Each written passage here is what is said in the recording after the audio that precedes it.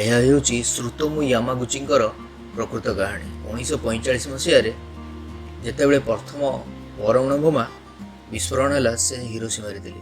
ସେ ବଞ୍ଚିଗଲେ, ପୋଡ଼ି ଯାଇଥିଲେ, ଆହତ ହୋଇଥିଲେ, କିନ୍ତୁ ଜୀବିତ ଥିଲେ। ସେ ତାଙ୍କ ସହକର୍ମୀମାନଙ୍କୁ ସତର୍କ କରିବା ପାଇଁ ଶୀଘ୍ର ଘରକୁ ଫେରିଗଲେ।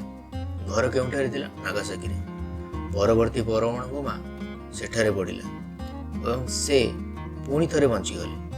ତାଙ୍କର ଚିକିତ୍ସା କରୁଥିବା ଡାକ୍ତରମାନେ କହିଲେ ଯେ ତାଙ୍କର ବଞ୍ଚିବା ଏକ ଚମତ୍କାର।